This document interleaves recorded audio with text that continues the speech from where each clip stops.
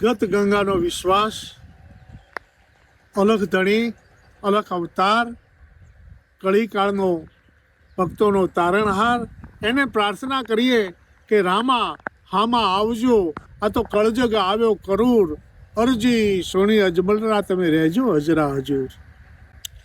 જગત ઉપર કળિયુગ બેહી ગયો છે. માનસરોવરના રાજહંસોને કોઈ કવિએ કહ્યું હતું કે તમે તમારા આહારને બદલી દો, કારણ કે કથ ખૂટતા કળિયુગમાં અને તમારા હળવા થાય હવાલ, આ મોતી ખૂટતા મરી જશો તમે માનસર કેરા મરા. સાચા સંતોને, ભારત વર્ષના સંતોને પણ એ જ વાત છે.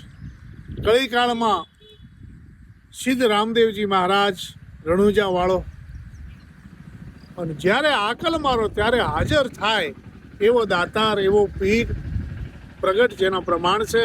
અને પર્યાણ વખતે સિદ્ધ રામદેવજી મહારાજે કહ્યું કે હવે બહુ સાવધાન રહેજો, કારણ કે કાગ પગલે હાટ માંડ્યા પણ અલખવાડી ઉજળ કરે. કાગ અને બગલા જેવી વૃત્તિવાળા માણસો અત્યારે ધર્મની હાટડીઓ માંડીને બેસી જાય છે અને અલખની વાડી જે છે એને ઉજળ કરે. આવું સિદ્ધ રામદેવજી સાચું પણ સાંભળો તમે સંત શાળા, સાંભળો તમે જતી શકે.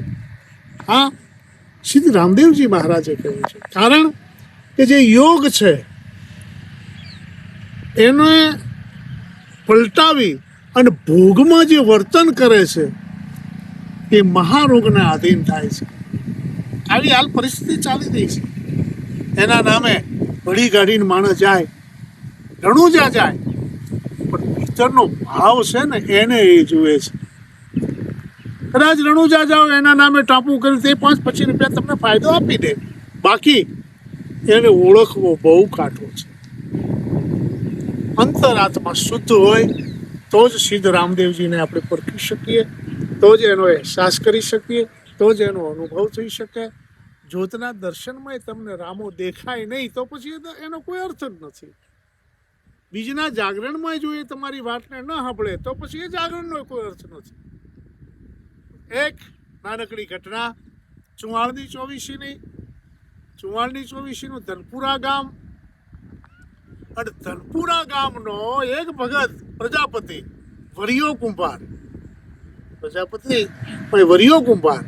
અને એ પ્રજાપતિ વિરમ ગામ બાજુ ક્યાંક ગયા હશે ને એક લાકડી જમી ગઈ, એટલે લાકડી ખરીદીને ઘેર આવી અને લાકડી ખાટલે મૂકીને હજે હુતા હતા. એમાં કોક માણસ નીકળ્યો, ના રૂપાળી લાકડી જોઈને એનું મન મોયું, એનું મન બગડ્યું, એની દાનત બગડી.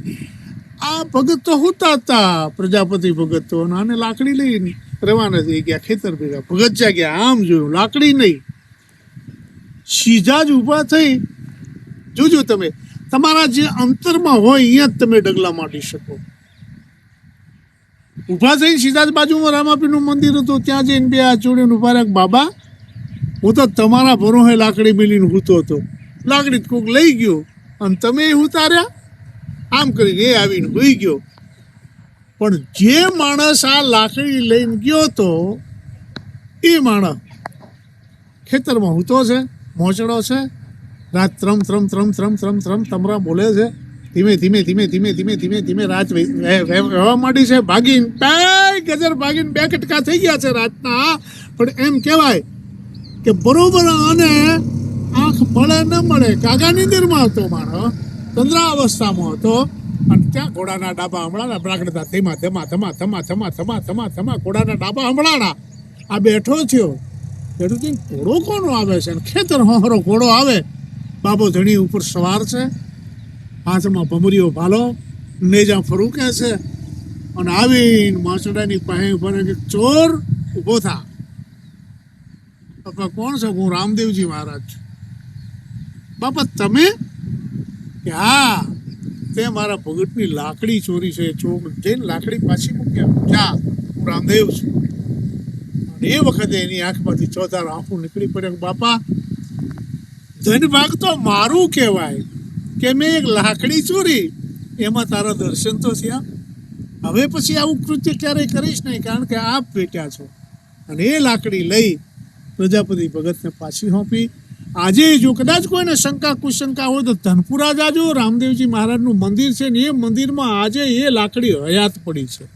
કારણ કે જે સત્ય છે એનું સંશોધન કરી મૂકવાની મને આદત છે. સાહિત્યકાર છું, લડવું, બાકી સત્યના જ માર્ગે હું રહીશ. રણુજા જઈએ આપણે, પણ ભીતરમાં ભાવ જુદા હોય તો અહીંયા ભગવાન નથી. દ્વારિકા જાઓ પણ તમારી મનોવૃત્તિ ખરાબ હોય તો અહીંયા કૃષ્ણ નથી.